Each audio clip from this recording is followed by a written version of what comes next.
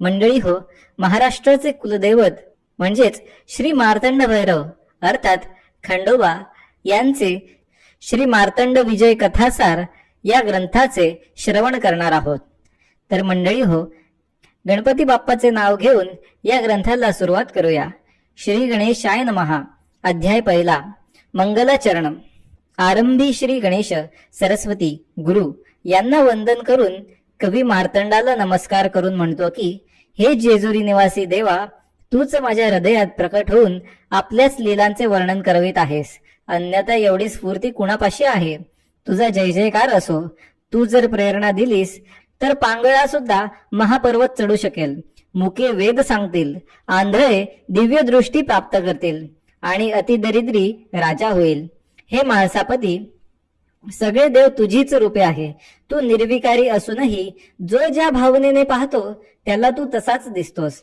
जशी एखादी वस्तू आरशासमोर ठेवली तर आरशात तिचे प्रतिबिंब उमटते, पण वस्तू दूर नेली की आरसा निर्मळच असतो. किंवा कुणी एक गृहस्वामी जेव्हा घरी परततो तेव्हा नोकर चाकरांना मालक वाटतो. त्याच्या आईला पुत्र दिसतो, बायकोला नवरा, मुलाला बाप दिसतो. मुलगी येऊन मांडीवर बसते, सून म्हणते मामंजी आले, भाऊ म्हणतो दादा आला, वडील म्हणतात पुत्रा आला. मित्रांसाठी मित्र तर वैऱ्यांना तो शत्रू भासतो, पण मुळात तो एकच व्यक्ती असतो. तसाच तू आदी पुरुष आहे. तुला नाव नाही, विशेष असे रूप नाही. तू स्त्री पुरुष नपुंसक यांच्याही पलीकडचा आहेस. जो तुझी ज्या रूपाची भक्ती करतो तसा तू बनतोस. मला मात्र तुझ्या मल्हारी मार्तंड या रूपाची आवड आहे, एवढे खरे. तर आता मला हृदय निवासी परमात्मा म्हणतो आहे की स्तुती थांबव आणि मुख्य ग्रंथ वर्णन कर पाहू. खरे म्हणजे मी एकतर मुळात निर्बुद्ध आहे, शिवाय व्युत्पत्ती व्याकरण जाणत नाही. तरीही माळसाकांत हृदयात प्रकट होऊन चाकराकडून हा मार्तंड विजय ग्रंथ ओवी रूपात बनवित आहे. समर्थांच्या इच्छेची शक्तीच वेगळी आहे, ती कुणाला कधी कळणार नाही. हे सर्व विद्यांच्या दातारा विघ्नहारका गणेशा, तुझ्या कृपेने हा ग्रंथ सिद्धीस जाईल. तुझी मूर्ती सर्वांग सुंदर आहे, तुला मी साष्टांग नमस्कार करतो. नंतर ब्रह्मदेवाची कन्या सरस्वती हिला वंदन करून गुरूंना नमन करून नेवासे येथील मोहिनीराज या कुळस्वामिनीला नमस्कार करून पुढे पिंपळ निवासी बटू आई वडील व संतजनांना वंदन करून कवी ग्रंथारंभ करतो. ग्रंथ आरंभ. अत्यंत रमणीय अशा धवल शुभ्र कैलासावर शांतपणे बसलेल्या शंकराची विनवणी करून उमेने विचारले की तिला असे स्थान व्रत उपासना सांगावी की या पृथ्वीवरती आचरल्याने मनुष्यांचा उद्धार होऊन त्यांना अंती शिव सानिध्य प्राप्त होईल. शंकर म्हणाले, हे प्रिये, तुझा प्रश्न अतिउत्तम व तो परोपकारासाठी विचारला आहेस. यास्तव त्याचे उत्तर ऐक. फार वर्षापूर्वी कृतयुगामध्ये सर्वत्र संपन्नता असूनही 7 ब्राह्मण गहन अशा पूर्वकर्माच्या प्रभावामुळे अतिशय दारिद्र्याने गांजून वणवण फिरत होते. अशा वेळी काही पुण्याईच्या योगाने ब्रह्मदेवाच्या पुत्रांपैकी एका पुत्राचे त्यांना दर्शन घडले. त्याचे नाव होते सनत कुमार. या 7ही जणांनी त्यांना नमस्कार करून त्यांची सेवा केली असता ते प्रसन्न होऊन म्हणाले की, अहो भूदेव हो, आता तुमचे दुर्दिन संपण्याची वेळ आलेली आहे. मी जी महात्म्य कथा सांगणार आहे ती श्रवण करा. ती कथा श्रवण केल्यामुळे सर्व पातके नाष्ट होतात. पूर्वी एकेकाळी धर्माचे 7 पुत्र मणिचूल नावाच्या पर्वतावर राहत असत. ते स्थान अत्यंत रमणीय असून इंद्रपुरीपेक्षा अनेक पटींनी श्रेष्ठ होते. ते मयासुराने निर्माण केलेले होते. तिथे मल्ल नावाचा एक असुर त्या नगरीचा राजा असून मणी नावाचा त्याला एक भाऊ होता. त्या नगरीभोवती मोठी तटबंदी असून तिला 7 महाद्वारे होती. तो मल्लासूर ब्रह्मदेवाच्या वरामुळे त्रैलोक्य विजयी बनला होता. एकदा तो शिकारीसाठी निघाला असता त्याच्या दृष्टीला या धर्मपुत्रांचे आश्रम पडले. त्यांची ती उपासना स्थाने पाहताच त्या देवशत्रूला मोठा संताप आला. त्या भरात त्याने त्यांच्यावर मोठा हल्ला केला. त्यावेळी त्या सैन्याने स्त्रिया पुत्र बालके गायी वगैरेंची मुळीच गय न करता फार मोठी लुटालूट आरंभिली. दिसेल त्याला मारझोड करीत सुटले. सर्व आश्रमांचा विध्वंस करून ते राजसैन्य वावटळी सारखे निघून गेले. त्या जागी फक्त उरले उद्ध्वस्त आश्रम, जगले वाचलेले ऋषी, त्यांची बायका मुले व शिष्य वर्ग. सर्व परिवार हतबद्ध होऊन रडत बसला होता. तेव्हा ऋषींनी दुःख आवरले. धैर्य एकवटून त्यांनी बायकांना, मुलांना व शिष्यांना सांगितले की काळजी करू नका. मग त्यांनी एक विचाराने यांचा बदला घेण्याचे ठरविले. मणी व मल्ल या दोघांचा नाश करायचाच असा निश्चय करून कुटुंबे व परिवार दुसऱ्या सुरक्षित जागी न्यावे अशी योजना केली. अध्याय 2. धर्मपुत्रांची नारदांची भेट व नारदांचे मार्गदर्शन. सनत कुमार पुढे सांगू लागले. ते धर्मपुत्र विचारात असताना त्यांच्या समोर अकस्मात नारद मुनी प्रकट झाले. ऋषींनी नारदांना पाहताच त्यांना आनंद झाला. ते सगळे नारदांसमोर हात जोडून उभे राहिले. तेव्हा नारदांनी कळवळ्याने त्यांचे दुःखाचे कारण विचारले.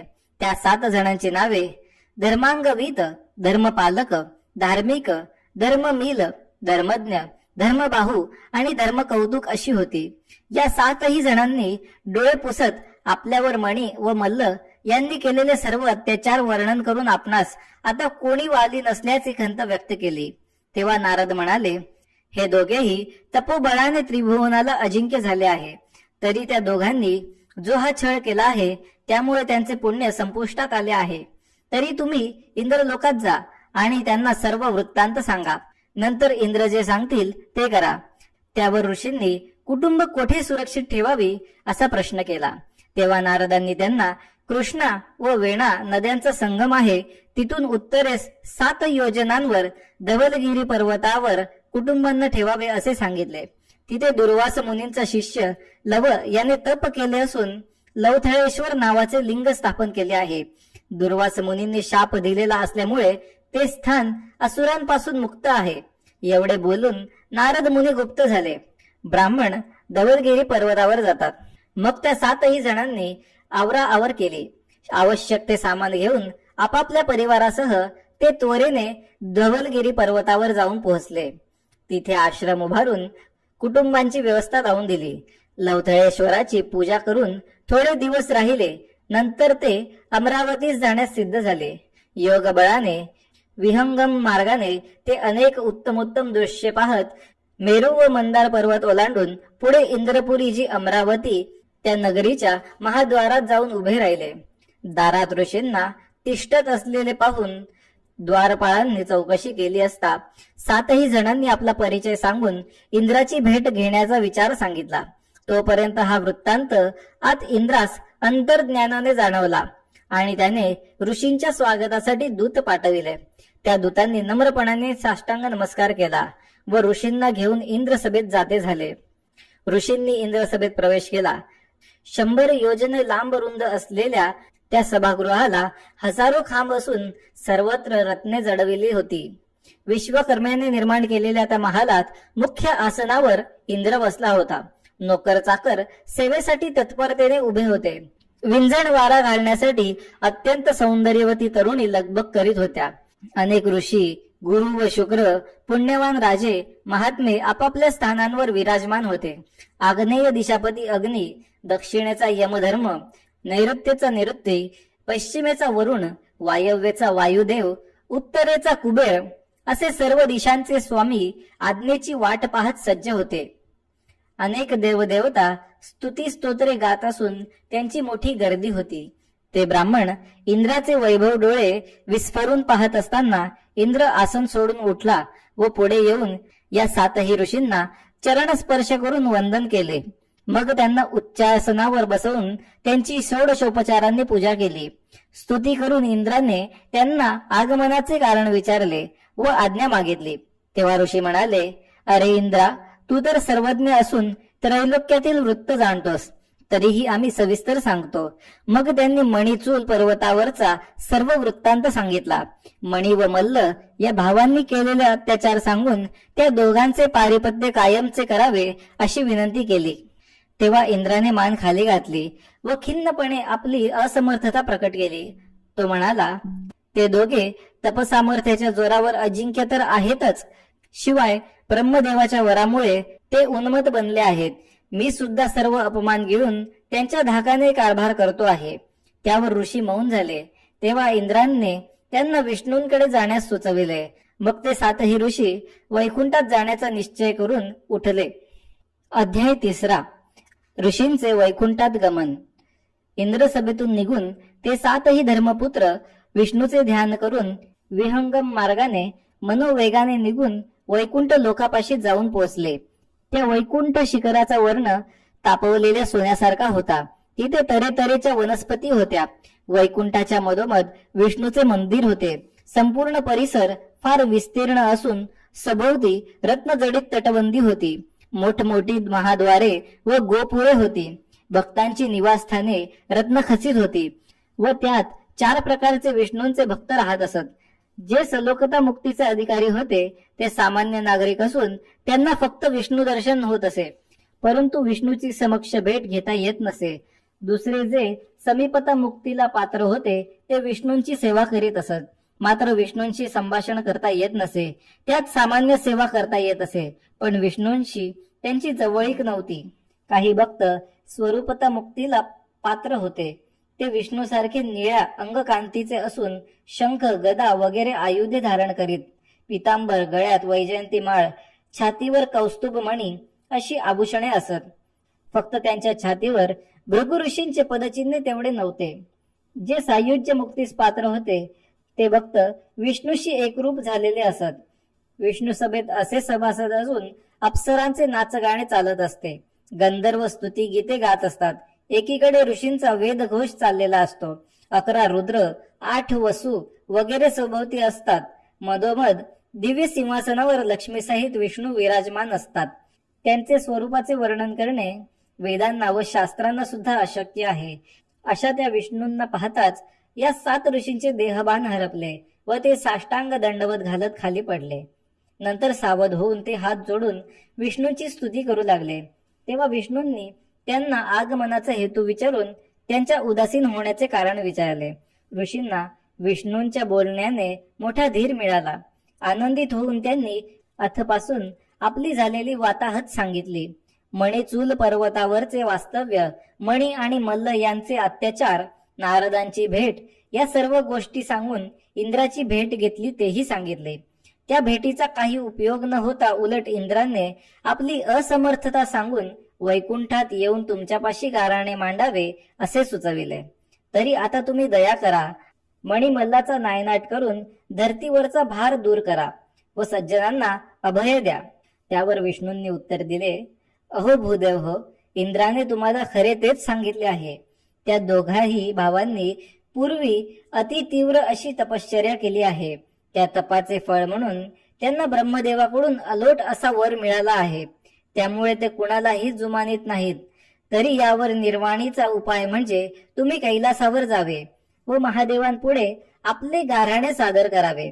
तेच फक्त यांचे पारिपत्य करू शकतात. शिवाय मीही तुमच्यासह येतो. असे विष्णूंचे उत्तर ऐकल्यावर ते 7 जण खूप निराश झाले. तरीही ते उठले व कैलासावर जाण्यासाठी निघाले. अध्याय 4. कैलासावर जाण्याचे विविध मार्ग. ते 7ही धर्मपुत्र विष्णूंना वंदन करून विहंगम मार्गाने कैलासावर जाऊ लागले. तो मार्ग पक्ष्यांसारखा झपाट्याने आक्रमण करता येतो. कैलासपर्यंत जाण्यासाठी एकंदरीत 5 मार्ग आहे. एक मार्ग केदार पर्वतावरून चालत जाण्याचा आहे. दुसरा जो मार्ग आहे तो म्हणजे सिद्धींच्या सहाय्याने जाणे. तिसरा मार्ग म्हणजे योग सामर्थ्याने जाणे. चौथा मार्ग म्हणजे मन सामर्थ्याने जाणे, परंतु तसे फक्त नारदच जाऊ शकतात. 5वा व शेवटचा मार्ग म्हणजे अंती मृत्यूनंतर शिवगणांसह विमानातून सन्मानाने जाणे. तसे पुण्यात्मे जातात. आता आपण प्रत्येक मार्गाचे वर्णन जाणून घेऊ. चालत जाण्याच्या साधनेचे वर्णन. जन्मांतरीच्या पुण्याईने जर चालत कैलासावर जावे अशी इच्छा झाली तर त्यासाठी प्रथम वनस्पती साधन करावे लागते. त्याची रीत अशी आहे की आधी गुरुसेवा करून गुरुकडून अघोर मंत्राची दीक्षा घ्यावी. नंतर त्या मंत्राचे पुरश्चरण पूर्ण करावे. त्या उपरांत गिंधन, आघाडा वगैरे वनस्पतींचा रस सेवन करावा. पुरश्चरणामुळे देह पवित्र बनतो आणि रस पिऊन तो वज्राप्रमाणे अभंग होतो. मग त्यावेळी चालत जाण्यासाठी तो पात्र होतो. त्या सिद्धीची प्रचिती म्हणजे दोन्ही पावले जुळवून बसावे. पावलांच्या खाली जाळ पेटवावा आणि त्यावर भांडे ठेवून अन्न शिजवावे, तेव्हा शरीराला कोणतीही इजा होत नाही. नंतर पृथ्वी प्रदक्षिणा करावी, सर्व तीर्थांची यात्रा करावी व शेवटी काशी क्षेत्री यावे. ते शिवाचे अत्यंत प्रिय स्थान आहे. तिथे काही दिवसांपर्यंत नित्य अघोर मंत्राचा जप करीत राहावे. मन तृप्त झाले की पुढे केदार पर्वताच्या दिशेने जावे. वाटेवर श्री गंगेचे उगमस्थान गंगोत्री आहे, त्याचे दर्शन घ्यावे. नंतर केदाराच्या उजवीकडे निघावे. तिथे रेतकुंड आहे, त्यात त्रिकाळ स्नान करावे. नंतर तिथल्या पुजाऱ्यांना पुढचा मार्ग विचारावा.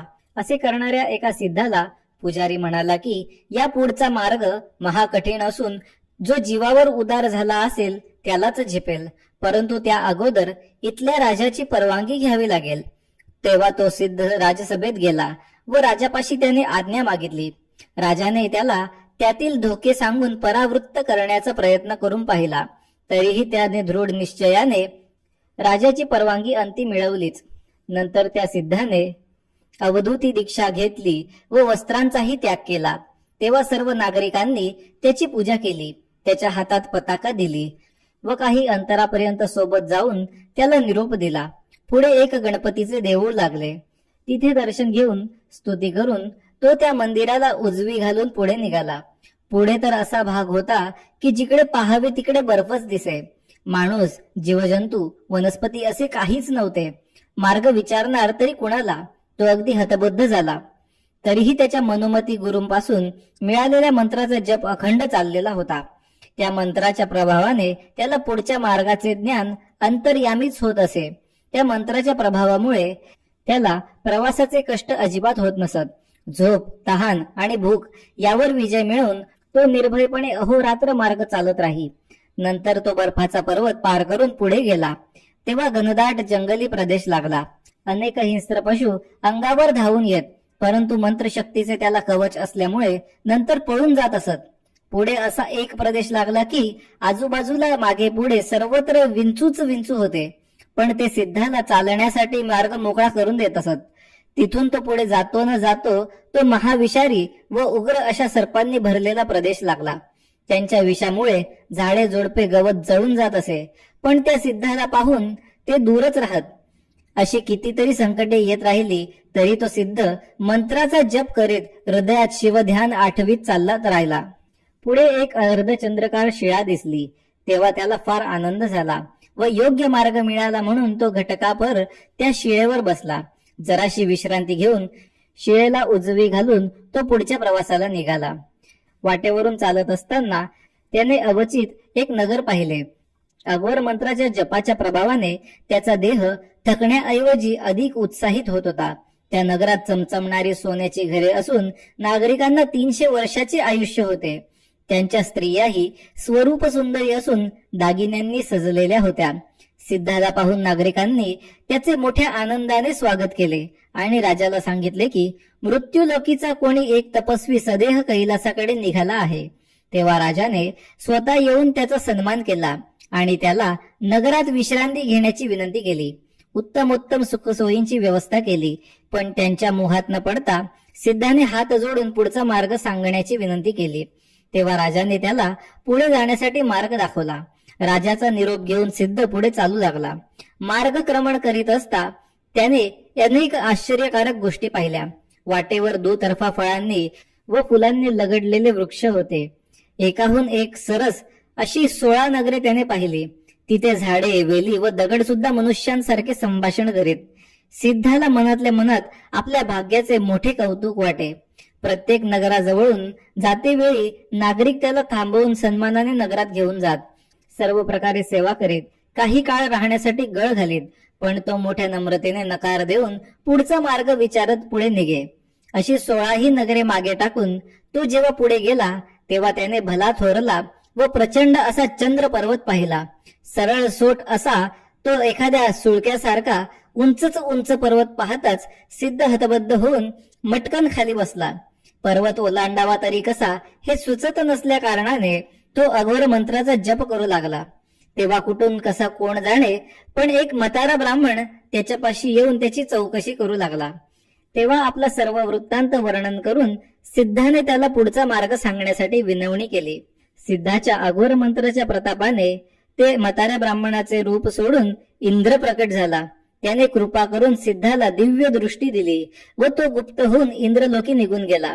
सिद्धाला पुढचा मार्ग दिसला व तो पुढे पर्वत ओलांडून पलीकडे उतरून गेला.